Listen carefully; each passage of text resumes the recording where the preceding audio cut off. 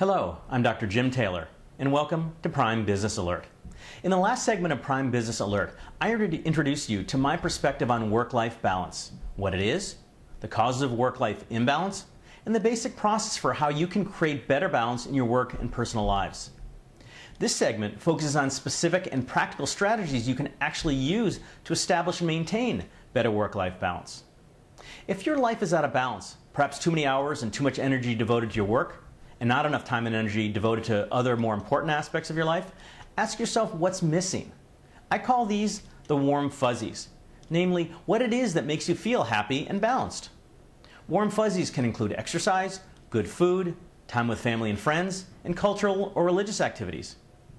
Because you may have considerable commitments at work that are unavoidable, and there are only so many hours in the day, you may not realistically be able to fulfill every warm fuzzy.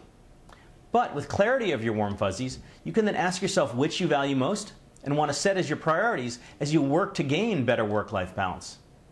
If you're married or have a family, you add another element to finding work-life balance. You can't just cater to your own needs, but have to add the needs and priorities of your spouse and children to the mix. You can best include your family's needs into your efforts for work-life balance with clear and open communication. When you listen to their concerns and show respect and understanding, you can create a partnership that can work together to meet everyone's needs. Remind yourself that when your life is tilted too heavily toward your work, your family's lives are likely out of balance as well. In my work with business people, I found that the best place to begin to establish balance is to rework your daily work schedule. Usually, an examination of the daily agenda reveals inefficiencies that can be eliminated and, in doing so, reduce the time and energy needed at work. First, write out your daily schedule and the amount of time that you devote to each responsibility. It's been my experience that, though there will always be some changes on a day-to-day basis, a fairly basic and predictable schedule is common. Next, establish your work priorities. What do you absolutely need to do? What is less important? And what can be delegated? You'll likely find that you're spending time on tasks that aren't essential or timely. Then, rewrite your daily schedule to take into account these newly identified priorities. When you allow your daily calendar to be driven by your priorities, not vice versa, you will likely be more effective, feel less stressed, and have more time on your hands. When I work with, for example, a management team, the first thing I look for is how efficient they are in accomplishing their tasks. I found 4 simple strategies can increase efficiency dramatically. First, be disciplined. The danger of meetings, telephone calls, and emails is that if they aren't disciplined, they can get off topic and waste time. In your daily schedule, determine how much time to devote to these communications and stay on task and on time. Second, be focused. When you're working on a project, be totally present. Don't be distracted by activities early in the day or what might happen later in the day. The more you focus on the task at hand, the better job you will do and the sooner you'll get it done. Third, be productive. As I described in my previous segment on multitasking, when you try to do too many tasks at once, they all suffer. And if you think you're such a great multitasker, forget about it. Research has shown that 1, people who think they're great multitaskers are actually really bad multitaskers. And 2, multitaskers are neither productive nor efficient. Pick a topic, set everything aside, then get the job done. Then move on to the next task. Fourth, control your technology. Most business people believe that technology, such as computers, mobile phones, and email, has made them more productive and efficient. But to the contrary, in many cases, technology acts as a distraction that interferes with your doing your job well. Research has also demonstrated that technology is added to the work-life balance of business people. Part of the problem with technologies is that you can now easily take your work home with you. You can do work and be reached away from the office by phone, computer, and email. But by melding your work and life, you throw your work and your life even more out of balance.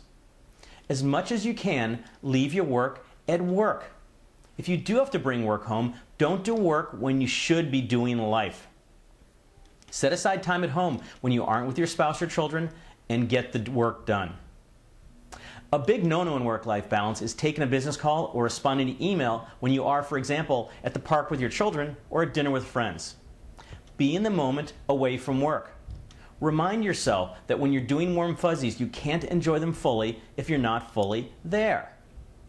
When you're experiencing life, allow yourself to be totally immersed in it, which means not allowing work to intrude, unless of course it's a crisis that does require your immediate attention.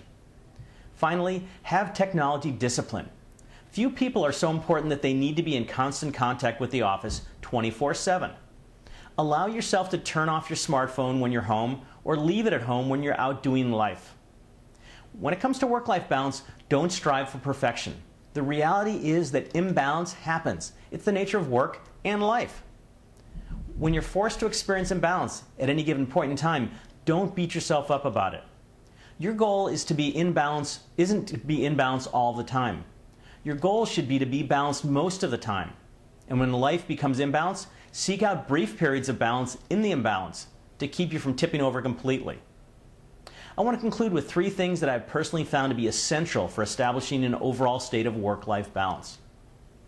First, get enough sleep.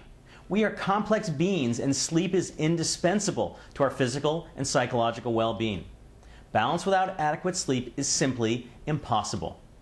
Second, a day off is a day off. Except when absolutely necessary, shut and lock the door in your office, literally and metaphorically speaking, on your days off. Devote entirely to warm fuzzies or important non-work responsibilities. Real days off rejuvenate, recenter, and recharge you so that when you return to work, you're again ready to roll. Third, take a vacation. The key to your overall physical and psychological health, in other words, your work-life balance, is to allow yourself extended periods of time in which you leave work behind and immerse yourself thoroughly in life. Vacations enable you to make deposits to your psychic savings account that you can draw on when your work-life balance once again gets out of kilter. I'm Dr. Jim Taylor for Prime Business Alert.